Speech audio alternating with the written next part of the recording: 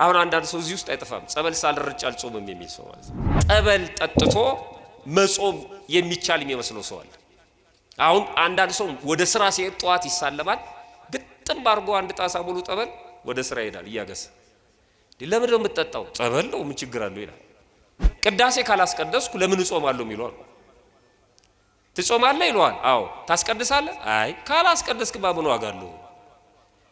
ትጾማለህ ስትሉት አይ እኔ አልጾምም። ለምን? ስለማላስቀድስ ይላል። ብዙ ጊዜ የሚያጨቃጭቀን እንትን ይበላል አይበላም ምንድነው? አሳ አሁን ገዝቶ ፍሪጅ ውስጥ ቁጭ ያደርጋል ለአብይ ጾም ብሎ ማለት ነው። አንዳንዱ ደግሞ ሆቴል ያለው ጥሩ ማስታወቂያ አስጽፏል። ምን ብሎ የጾም በየአይነቱ ከምን ጋር? በተለይ ክርስቲያን ከሆነ ሆቴል ቤታችን ውስጥ ይሄን የለጠፈን ነውር ነው። ከአሳ ጋር ምን አገናኘው? ሌላው ሰዓት ነው። ሰዓት አሁን እስከ ስንት ሰዓት ነው ምን ጾም? ትክክለኛው እስከ ስንት ሰዓት? እስከ 12 ሰምቻለሁ። እሺ ሌላ 9 ሰምቻለሁ። ሌላስ? 12 9 ሌላ እስከ 11 የቱ ይሻላል? እንደዚህ ነው የሚለው ቢቻላችሁስ ይላል ፍትሐ ነገሥቱ አንቀጽ 15 ላይ ከዚህም አብዝታችሁ ጾሙ፣ በጾም ምክንያት ጠብ ክርክር ቢሆን መጾም ይገባል፣ ከመብላት መጾም ይሻላል። ጽርሐ ክብርሽ ገናና ነው ለዘላለም። እኛ ምእመናን ደግሞ የምናነሳቸው ነገሮች አሉ ላለመጾም ማለት ነው። ምክንያቱም ምንደረድር ሰዎች አለ። አሁን አንዳንድ ሰው እዚህ ውስጥ አይጠፋም ጸበል ሳልረጭ አልጾምም የሚል ሰው ማለት ነው። ጸበል ጠርቻቸው ነበረ የኔታም ባልመጡ እንግዲህ በሚቀጥለው ዓመት እጾማለሁ እንጂ ምን ላድርግ ጸበል አልረጩኝም ብሎ ነገ ለመብላት የተዘጋጀ ሰው አለ። አንዳንዱም ሲመክር አድቫይስ ሲያደርግ ጸበል ተረጭተሃል አልተ ታዲያ ብትጾም ምን ዋጋ አለው? መጀመሪያ ተረጭ ይላል። ምን አገናኘው ጸበል መረጨት እና መጾም? መጠበቅ እኮ አይደለም መረጨት ምን አገናኘው? ሰይጣን እንዴት ወደ ኋላ እንደሚጎትተን ተመልከቱ። ይሄ ሰው ጸበል ሳልረጭ አልጾም ይላል። ጾሙ ሲፈሰክ ደግሞ ቢላ ይዞ ነው ካህኑ ጋር የሚሄደው። ምን ይላል? ይሄን ቢላ ባርኩልኝ። ምን ሆነ ቢላው ምን አደረገ? በጾም አርጄበት ይላል። ቀብረር ብሎ ያረደው እኮ እሱ ነው። በጾም ስላረድኩበት ቢላውን ይባርኩልኝ ይላል። ይኸውልህ ሲቸረችር ይሁንና ሉካንዳ ቤቱ አሁን በጾም ከዛ የፍስክ ጊዜ ኑና ባርኩልኝ ሉካንዳ ቤቱን ይላል። ለምን? በጾም ስለሸጥኩበት። ከዛ ይረጫል። በቃ ተባረከ ማለት ነው። እቃ ነው ወዳጄ። አንተ ነህ መረጨት ያለብህ። ቤቱ ምንም አላደረገም። ቤቱ አይደለም አንተ ነህ መረጨት ያለብህ። አንተ ነህ ወደ እግዚአብሔር መምጣት ያለብህ። ቢላው ምን አደረገ? በአየር ላይ ሄዶ አረደ እንዴ? ቢላው እኮ አይጸድቅም። እኔ ይሄን የሚሰሩ ሰዎች ሁሉ አዝናለሁ። ቢላ የሚባርኩ ሰዎች በጣም ያሳዝናል። እንደዚህ ነው በልምድ ነው ዝም ብለን ምን ጾመው ማለት ነው። መጾም አለብን። ዛሬ ከሰማንበት ሰዓት ጀምሮ ምንም ምክንያት አያስፈልግም። ምክንያት እንኳን ቢኖረን እየጾምን እንጠይቅ። እየጾምን ጾሙን ጀምሬዋለሁ ነገር ግን ጸበል አልተረጨውም ብንል ይሻለናል። ጸበል ስላልተረጨው አቋርጫለሁ ከምንል ማለት ነው። ካህኑ ጋር ይሄን ይዘን ብንሄድ እንኳን ጥሩ ነው። ጾም ለምን ነው የምንሽረው? አንደኛ ምክንያት አንዳንድ ሰው ጠበል ጠጥቶ መጾም የሚቻል የሚመስለው ሰው አለ። አሁን አንዳንድ ሰው ወደ ስራ ሲሄድ ጧት ይሳለማል፣ ግጥም አድርጎ አንድ ጣሳ ሙሉ ጠበል ወደ ስራ ይሄዳል እያገሰ። ለምን ነው የምትጠጣው? ጸበል ነው ምን ችግር አለው ይላል። ጸበል ጠጥቶ ይውላል። እሱ የጾመ ነው በሱ ቤት ማለት ነው። መጾም ማለት መተው አይደለም። መጾም ማለት መከልከል አይደለም። መተው ወደ አፍ ምንም ነገር አለማስገባት። ሌላ ጉዳይም አለው። አፍ ብቻ አይደለም አይሩም ጆሮም እሱ እንደተጠበቀው ነው። መጾም መከልከል ነው። ጸበሉ እኮ በሁለት ነው። በውሃነቱ ምግባችን ነው፣ በጠበልነቱ ደግሞ ፈውሳችን ነው። አንዳንዱ ደግሞ ይሄን ስትነግረው መጠጣት አይቻልም ስትል ለምን ታዲያ ይከፈታል ቤተክርስቲያን? ጸበል ቤት ክፍት እኮ ነው ይላል። የወቃ ሚካኤል አሁን ክፍት ነው ጸበል ቤቱ። በጾም አይዘጋም። ይዘጋል እንዴ? አይዘጋም። ለምን? ሆስፒታል ነው። ሐኪም ቤት እኮ አይዘጋም። ሐኪም ቤት የሚሄድ ምን አይነት ሰው ነው? በሽተኛ ነው። በሽተኞቹ ካህናት አባቶቻቸው የፈቀዱላቸው ሊጠጡ ይችላሉ። አንተ በሽተኛ ማለት ምን ታደርጋለህ? አንተ ጤነኛ ነህ፣ መጾም ትችላለህ። የበሽተኛ ኪኒ ለምን ትውጣለህ? የውስጥ ደዌ ያለባቸው ሰዎች ይኖራሉ ከካህኑ ጋር ተማክረው ያለ ማስታገስ ጸበል ጠጥተው ሊቆዩ ይችላሉ የተፈቀደላቸው። እነሱ እንኳን ቢሆኑ በአደባባይ እንዲጠጡ አይፈቀድላቸው። በተረፈም ይጠመቁ አሉ። መጠመቅ እንኳን ይፈራሉ ኢትዮጵያውያኑ በጾም። ለምን? ድንገት ወደ አፋችን ወደ አፍንጫችን ይገባል ብለው እና ጾሙን እንትን ይልብናል ብለው በጾም ወቅት መጠመቅ እንኳን ይፈራሉ። ስለዚህ ጸበል ጠጥቶ መጾም አይቻልም። ሁለተኛ ቅዳሴ ካላስቀደስኩ ለምን እጾማለሁ ይሏል። ትጾማለህ ይሏል። አዎ። ታስቀድሳለህ? አይ። ካላስቀደስክ ምን ዋጋ አለው? ትጾማለህ ስትሉት አይ እኔ አልጾምም። ለምን? ስለማላስቀድስ ይላል። ገጠር አንድ ዲያቆን ረቡዕ ቀን ምግብ ሲበላ ተያዘና ረቡዕ ቀን ጾም ነው አይደል? ግን የፍስክ አይደለም የበላው ሽሮ ነገር ነው። እና ምእመናን የዋ ናቸው ያዙትና ሰበካ ጉባኤ መጣ። ይሄው ዲያቆን ሆኖ በጾም ሲበላ አገኘ ነው ብለው ይዘውት መጡ ማለት ነው። ከዛ ጉዳዩ ሲታይ አንተ በልተሃል አሉት። አዎ። በጾም? አዎ። የዋ ነው ደግሞ። ለምን? አይ ተረኛ ስላልሆንኩ ቅዳሴ ስለሌለብኝ። ስለዚህ ቅዳሴ ለሱ ስራ ነው ማለት ነው። አየው፣ ሃይማኖት አይደለም። ልክ አንድ የባንክ ሰራተኛ ሲያስተናግድ ከረባቱን አስሮ ነው የሚያስተናግድ። ሱፉን ለብሶ ሲወጣ ከረባቱን ሰቅሎ ይሄዳል። ለፕሮቶኮል ነው ማለት ነው። ነው እንደዚህ ነው። እንደውም እግዚአብሔር ይስተዋረ ቅዳሴ ተረኛ ሲሆን መጾሙ ራሱ ዙም ትልቅ ነገር እኮ ነው። አሁን ከባድ ሊሆን ይችላል። ምን ጾመው ቅዳሴ ስናስቀድስ ብቻ አይደለም። ጾም እኮ ራሳችን በሁሉም ቦታ ምን ጾመው ነው። ቅዳሴ ግን ቦታ ይፈልጋል፣ መሰብሰብ ይፈልጋል፣ መቆም ይፈልጋል፣ መወሰን ይፈልጋል። ስለዚህ ስለማይመቸን መወሰን ማንችል ሰዎች በስራ በተለያየ በትምህርት አንድ ቦታ ቆመን ልናስቀድስ አንችልም። ጾም ግን ምን ይከለክለዋል? አካላችን ይዘን ምን ይከለክለው? ምን ምክንያት አለው? ስለዚህ ምንም ማናስቀድስ ሰዎች ጾመን ብናስቀድስ ጥሩ ነው። ቅዳሴው ካልተመቸን ግን በያለንበት ቦታ ቅዳሴ እስኪወጡ ድረስ መጾም አለብን። ይሄም ምክንያት ውድቅ ነው ላለመጾም። ሶስተኛው ብዙ ጊዜ የሚያጨቃጭቀን እንትን ይበላል አይበላም። ምንድነው? አሳ ነው። አሁን ገዝቶ ፍሪጅ ውስጥ ቁጭ ያደርጋል ለአብይ ጾም ብሎ ማለት ነው። አንዳንዱ ደግሞ ሆቴል ያለው ጥሩ ማስታወቂያ አስጽፏል። ምን ብሎ? የጾም በየአይነቱ ከምን ጋር? በተለይ ክርስቲያን ከሆነ ሆቴል ቤታችን ውስጥ ይሄን ይለጠፈን ነውር ነው። ከአሳ ጋር ምን አገናኘው? ህይወት ከሞት ጋር ይባላል። ምን አቀላቀለው? ምርጥ የጾም በየአይነቱ አብይ ጾምን ምክንያት በማድረግ ሰርተናል። በቂ ነው። ከአሳ ጋር ለምን እንላለን? ማን ያወጀልን? ጾምን ከአሳ ጋር እንድንበላው ወይም አሳን ከጾም ጋር እንድንበላው ማን ያወጀልን? ማን ነገረን? ከየት አገኘ ነው? አሳ ከዛፍ ላይ አይደለም የሚገኘው፣ እንደ ካሮት ከመሬት አይደለም። የአሳ ስጋ አለው፣ ደም አለው። እንዴት ነው አሳ ብሉ ያለን? ታሪክ አለው ራሱን የቻለ። እኔ ወደዛ ልሄድ። አንዳንድ ሰነፍ የጌታን ስዕል ያሳያል። በጸሎተ ሐሙስ ለሐዋርያት አሳን ያበላቸው ይላል። ጸሎተ ሐሙስ የትኛው ነው? ቤተክርስቲያን በአብይ ጾም አምጥታ አሰበችው እንጂ ያን ጊዜ ጾም ነበር እንዴ? ሐሙስ ነው። እሷ ወደ አብይ ጾም አምጥታ ስላሰበችው ነው እንጂ ለመብላት የማያደርገው ጥረት የለም ሰው።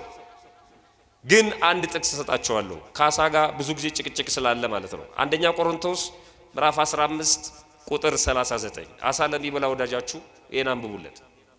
አንደኛ ቆሮንቶስ ምዕራፍ 15 ቁጥር 39 እንደዚህ ይላል፣ ስጋ ሁሉ አንድ አይደለም ይላል። ልብ አድርጉ። ምን ሁሉ አንድ አይደለም ነው ያለው? ስለ ስጋ ነው የሚያወራው። ስጋ ሁሉ አንድ አይደለም፣ ስጋ የተባለው ሁሉ አንድ አይደለም አለና የሰው ስጋ ግን አንድ ነው አለ። ፈረንጅም ይሁን አበሻ፣ ጥቁርም ይሁን ነጭ፣ ሀብታምም ይሁን ድሃ፣ ወንድም ይሁን ሴት፣ ሕፃን ይሁን ሽማግሌ የሰው ስጋ ምንድን ነው አለ? አንድ ነው። አንድ ነው አለ። ቀጠለ የሰው ስጋ ቀጥሎ የእንስሳ ስጋ ደግሞ ሌላ ነው አለ። የእንስሳ ስጋና የሰው ስጋ አይገናኝም አለ። የእንስሳ ስጋ ሌላ ነው። የሰው ስጋና የእንስሳ ስጋ አንድ ቢሆንማ እንስሳ አንበላም ነበር፣ ሰውን ስለማይበላው። የእንስሳ ስጋ ሌላ ነው፣ የሰው ስጋ ሌላ ነው። ቀጠለ ሁለት። ሶስተኛ ደግሞ የወፎች ስጋ ሌላ ነው አለ። የምኖች ስጋ ነው? ስለ ስንት ስጋ ነገረን? አንደኛ የሰው ስጋ፣ ሁለተኛ የእንስሳ ስጋ፣ ሶስተኛ የወፍ ስጋ፣ ቀጠለና የአሳ ስጋም ሌላ ነው አለ። ይኸውልህ አጀንዳው ስለ ስጋ ነው። አሳን አምጥቶ ያስገባው ምን ውስጥ ነው? ስጋ ውስጥ ነው። የአሳ ስጋም ሌላ ነው አለ። ስለዚህ አሳ ስጋ ነው? ስጋ አይደለም? ስጋ ነው። ስጋ ከሆነ ጾም ነው? ጾም አይደለም? ጾም ነው። በቃ አለቀ። በጥቅስ የሚደገፍ ትውልድ ስለሆነ ነው ጥቅስ የፈለኩት እንጂ በጭራሽ። ይሄ ሶስተኛው ምክንያት ነው። አራተኛው ምክንያት በሽተኞች ነን ያመናል። የስኳር ህመምተኞች፣ የሳንባ የተለያየ ችግር የለውም። በሽተኞች የሆኑ ሰዎች የግል ሐኪማችን ካህኑ ነው፣ የንስሐ አባታችን። ለሱ ነው የምናናግረው። አይታወጅም። በሽተኞች የሆናችሁ ጹሙ አይባልም። ለምሳሌ አሁን ሁሉም በሽተኛ ነው ተብሎ ሲገመት ሁላችሁንም አስፕሪን ወይም የራስ ምታት ኪኒን አዝዤላችኋለሁ ማለት አይቻልም። የእያንዳንዱን በሽታ መመርመር ያስፈልጋል። መድኃኒት በጅምላ አይታዘዝም። ስለዚህ ለበሽተኞች በሙሉ ተፈቅዷል አይደለም።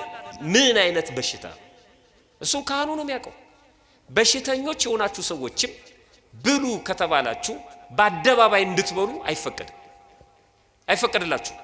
ሌላ ሰው ስለምታሰናክሉ እሱ የእናንተን በሽተኛ መሆን አያውቅላችሁ። እገሌ እየበላ ነው የሚል እናንተ ካህን ልትሆኑ ስላላችሁ፣ ዲያቆን ልትሆኑ ስላላችሁ፣ ሰባኪ ዘማሪ በአደባባይ እንድንበላ አልተፈቀደልንም። ያም ቢሆን በድብቅ ነው፣ በስውር እያዘንን ባለመጾማችን እግዚአብሔር ምሕረቱን እንዲሰጠን እየለመንን እንጂ ለሰው በሙሉ ደረታችን ነፍተን አይደለም። ነውር ነው በጣም። እግር ዘርግቶ በሚበላበት ቦታም በሱባኤ መገኘት በጣም ነውር ነው፣ ስራው የሚመለከታቸው ካልሆኑ በስተቀር።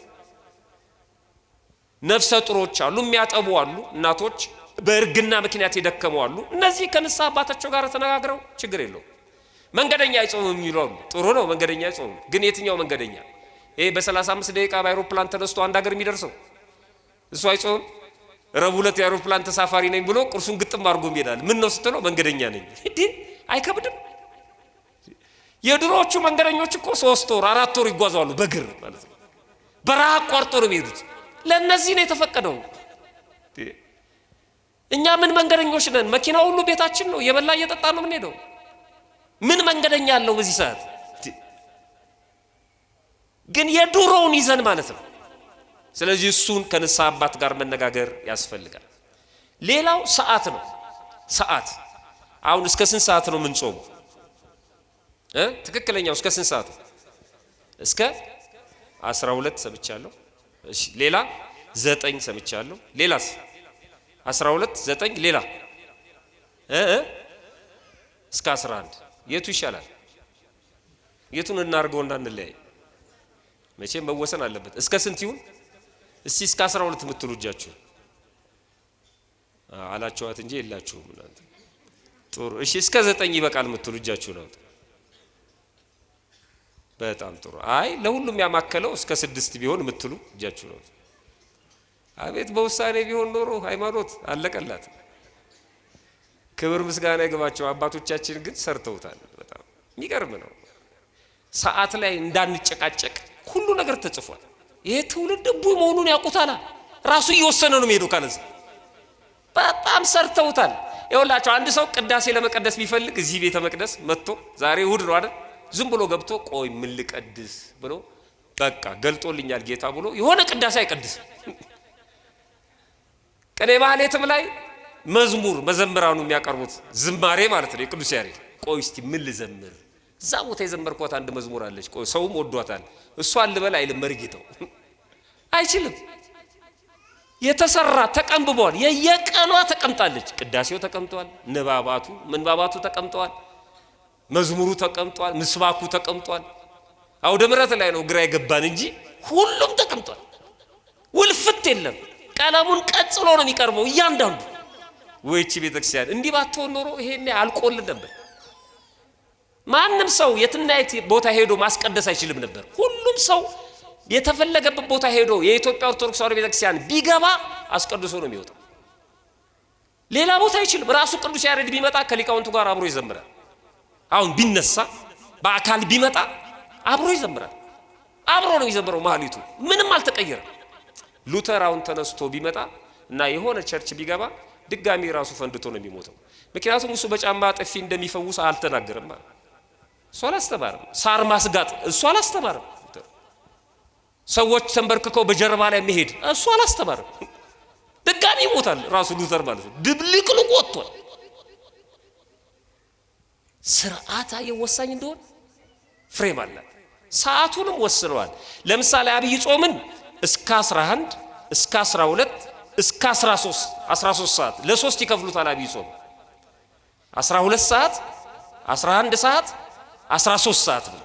አሁን ይሄ ጾመ ሕርቃልን ከፍ አድርገው እስከ 11 ሰዓት ከጾመ ሕርቃል በኋላ ከዚህ ከጾመ ሕርቃል በኋላ ከቅድስት እስከ ኒቆዲሞስ አርብ ያለውን እስከ 12 ሰዓት ከዛ ህማማቱን 13 ሰዓት እስከ 1 ሰዓት ማለት ነው ያደርጉ። ለበረታ ሰው ነው ይሄ ለበረታ ሰው ይኸውላችሁ የአምስተኛ ክፍል ተማሪ የሶስተኛ ክፍል ተማሪ ላይ ትንሽ ጠብረር ይልበታል። የሆነ እንግሊዘኛ ይናገርና እቺን አታውቅም ምኑን ተማሪ ሆንክ ይሏል። ሶስተኛ ክፍሉን እኮ እሱ አምስተኛ ነው። አና ሶስተኛ ክፍል ተማሪው ምን ይለዋል? ኧረ አጠገቤ 9ኛ ክፍል ተማሪ አለ ይለዋል። ያኔ ሽምቅቅ ይላል ማለት እና አንዳንዱ እስከ 6 ጾሙ አሁን ተጾመ ማለት ነው ይላል። እስከ 9 ደሞ አለ። እስከ 9 የጾመው ደሞ አሁን ተጾመ ማለት ነው ይላል። እስከ 12 ይላል። እስከ 12 የጾመው ደሞ አበጥ ሲል እስከ 13 ሰዓት ይላል። 13 ሰዓት የጾመው አበጥ ካለ ከዚህም አብዝታችሁ ጾሙ ይላል። እንደዚህ ነው የሚለው ቢቻላችሁስ ይላል ፍትሐ ነገሥቱ አንቀጽ 15 ላይ ከዚህም አብዝታችሁ ጾሙ። በጾም ምክንያት ጠብ ክርክር ቢሆን መጾም ይገባል፣ ከመብላት መጾም ይሻላል። ስትከራከሩ በጾም ምክንያት ለጾም አድልታችሁ ወስኑ ይላሉ ሊቃውንት። አሳ ይበላል አይበላም ክርክር ከሆነ ለጾም አድልተን ስንወስን አሳ ምን ይሆናል ማለት ነው? አይበላም። እስከ 6 ነው እስከ 9 ክርክር ቢመጣ ለጾም አድልተን ስንወስን እስከ ስንት ይሆናል ማለት ነው? በቃ አስቀምጠውታል። ግን አሁን ሁሉን የማከለ ሰዓት አስቀምጠዋል አባቶቻችን። በጾም ጊዜ ቅዳሴ ከሰዓት በኋላ ነው። ስለዚህ በጾም ጊዜ ሁሉን ያማከለው ሰዓት ከቅዳሴ መውጫው ሰዓት ነው። ከቅዳሴ መውጫው ሰዓት አንዳንዶቹ ሰራተኞቹን ለማማከል ማለት ያማከለ እንዲሆን በዚህ አካባቢ ያሉ ሰራተኞች በሙሉ እንዲያስቀድሱ 8 ሰዓት ቅዳሴ የሚወጣበት አለ። ለምሳሌ አሁን ምስካየ ኅዙናን መድኃኔዓለም 8 ሰዓት ከቅዳሴ ይወጣሉ፣ ቀደም ብለው ገብተው ማለት ነው። አንዳንዱ 8 ሰዓት ተኩል ይወጣል፣ አንዳንዱ 9 ሰዓት ይወጣል። የመጨረሻው 9 ሰዓት ነው። ነገር ግን የጾሙ ማብቂያ የሰዓቱን ነው የምላችሁ። የሰዓቱ ማብቂያ ከቅዳሴ ውጪ ነው። አሁን እዚህ አጥቢያ ያለ ነው የካ ቅዱስ ሚካኤል ቤተክርስቲያን ስንት ሰዓት ነው ከቅዳሴ የሚወጡት? ከቅዳሴ ከወጡ በኋላ ጾም የለም ማለት ነው። ያኔ የፍስክ ምግብ ሳይሆን የጾም ምግብ መመገብ ይቻላል። ምክንያቱም አቁርባለች ቤተክርስቲያን። የቆረበ ሰው የቅዳሴ ጠበል ይጠጣል፣ ሲወጣ አፉን ያብሳል። በሰላም ግቡ አለች። ከዛ በኋላ ጾም የለም። መቆየት የፈለገስ ሳያውጅ ይቆያል። አሁን የቅዳሴ መሆኑ ነው ሳይል አሮጡት እግዚአብሔር ይላቸው ሳይል ሳይሳደብ እሱ መቆየት ይችላል። ሌሎቹ ግን ተሰናብተዋል። የጅቡቲ ምዕመናን ቅዳሴ የሚገባው ጅቡቲ በጣም ዋዕይ ስለሆነ ሙቀት ስለሆነ በቅዱስ ሲኖዶስ ተወስኖላቸው አብይ ጾም ከጠዋቱ 4 ሰዓት ቅዳሴ ይገባል፣ 6 ሰዓት ይወጣል። ስለዚህ የጅቡቲ ምዕመናን አብይ ጾምን እስከ 6 ሰዓት ነው የሚጾሙት ማለት ነው። በቃ የቅዳሴ መውጫው ነው የመጨረሻው ሰዓት ማለት ነው። መስሪያ ቤት አካባቢ ያለን ሰዎች ከቅዳሴ ሲወጡ እንቀምሳለን ማለት ነው። የሰዓቱ ጉዳይ ነው። ሌሎች በርካታ የሚያከራክሩ ነገሮች ይኖራሉ። ወደ ስብከተ ወንጌሉ አምጧቸው። በእነዚህ ጉባኤያትም መራግብር መሪዎቹ በየመሃሉ ሊመልሱት ይችላሉ ምክንያቶቹ። ግን እነዛን ምክንያቶች ስታመጡ እየጾማችሁ ነው፣ ቆማችሁ አይደለም። እየጾማችሁ እንዲህ ማድረግስ በጾም ይቻላል፣ እንደዚህ ቢሆንስ ይቻላል የሚሉ ጥያቄዎችን አምጧቸው። ስብከተ ወንጌሉ ይመልሳል። ፈጣሪያችን በቸርነቱ ጾመን ለመጠቀም ያብቃል። መልካም የጾም ጊዜ ይሁንልን። እግዚአብሔር ይስጥልኝ።